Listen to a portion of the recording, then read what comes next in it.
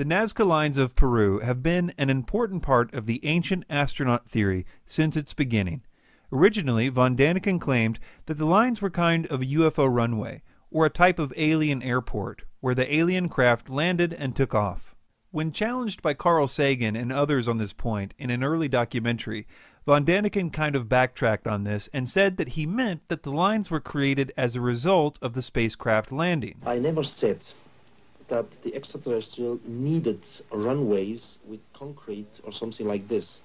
My idea, which I developed in my second book and also in the book In Search of Ancient Gods, the picture book, was that some vehicle was coming down, not an interstellar spaceship, simply a small vehicle, and landing with an effect maybe even of the air cushion system. So they don't need landing tracks, but simply by the landing itself, some sand and stones are blown away, and you have a simple track on the ground.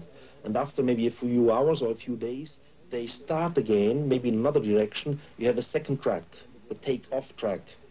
In other words, he's saying that the spacecraft dragged on the surface of the ground as they landed, and that the lines are therefore the unintentional result of spacecraft landing. For the Ancient Alien series, however, it seems that they are back to claiming it was an airport. The lines look like airstrips. They start abruptly, they end abruptly.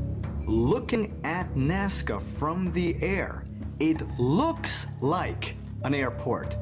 And it really does, because you have all these bands, wide bands that look like airstrips that are laid on top of each other, but you also have these gigantic, long, straight lines that go for miles and miles over valleys, over mountains.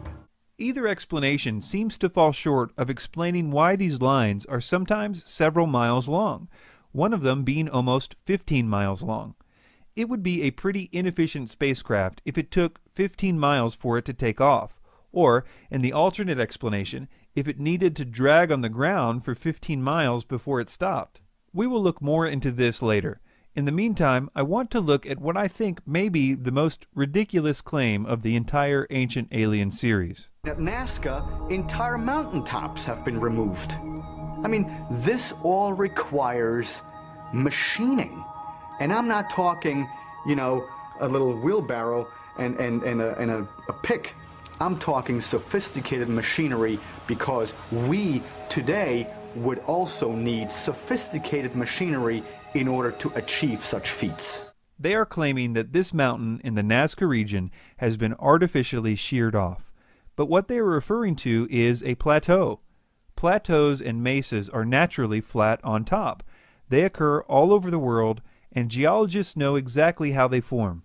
In light of that, it makes them spending so much time on this point kind of funny. There the mountain's cap comes up from both sides. Here it was flat. This is absolutely incredible. This is one of the most craziest pictures I made about Nazca. The crazy thing is, the rubble, the remains of that summit or that mountaintop, gone. It's nowhere. It's not in the valley down below. It's nowhere in the region. What happened to it? Okay, moving on to the lines. Nazca doesn't just have straight lines. There are also several images of animals, such as monkeys, spiders, fish, jaguars, llamas, lizards, and dogs.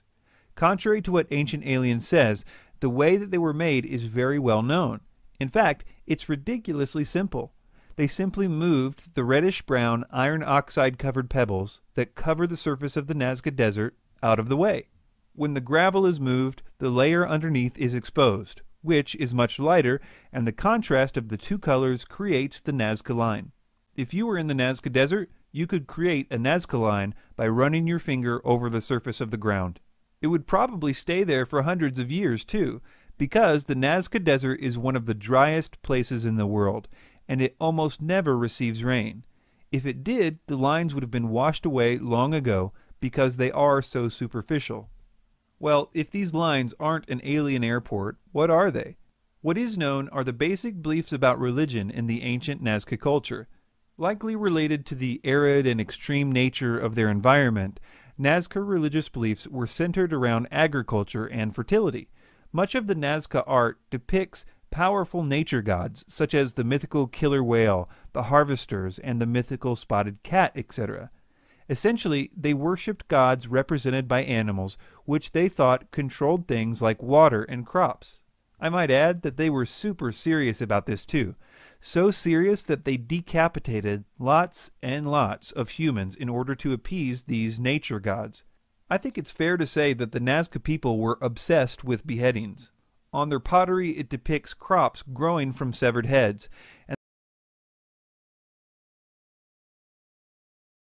and there are other things too that show the connections that they believed severed heads had to good crops.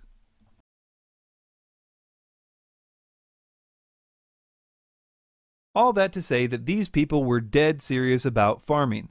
And if you're serious about farming, you must also be serious about water. And if you are farming in the desert, then it's off the charts how serious about water you would be. I mention this because it helps to explain what the Nazca lines likely are. First, let's take the depictions of animals. For the most part, all of these animals can also be found depicted in Nazcan pottery. They were the Nazca gods of water and fertility. If you asked an ancient Nazcan what they believed about the world and how it worked, they would likely say something like, "We take hallucinogenic drugs, we cut off a lot of heads, all in hopes that the monkey spirit will help us have some good crops this year." That just isn't what you would expect to hear if these people were smack dab in the middle of a massive mining operation conducted by UFO flying spacemen. There should be some hint of that in their mythology, if it were true. But if it is true, they apparently couldn't have cared less based on their lack of any indication in their belief system. Moving on to the actual lines. In order to understand these, we need to know a few more facts. One aspect of the Nazcan religion was huge pilgrimages. Massive amounts of Nazcans would walk to certain holy sites throughout their year. There they would participate in big religious events. The main place that they walked to was a place called Cahuachi, very near the Nazca lines. For a long time, archaeologists thought that it was the biggest Nazcan city ever found, but slowly they realized that it was never a place of permanent residence, but was only a place for all the pilgrims to converge. And what they did after they all walked there was, well, do some more walking. These walks are called processions when they are in a religious context. In the Nazcan culture, everyone got together and walked on these specific paths. The idea was that by getting everyone together and doing these rituals, they could appease these water gods. And even when the straight lines were not directly above underground water reservoirs, they were leading to mountains and other sites which were associated with the water gods, where the people would then worship those gods. So, in conclusion, the mountains weren't shaved off, the idea that it was an airport makes no logical sense, and the symbols and rituals which were a huge part of the Nazcan culture more than explain the so-called Nazca lines.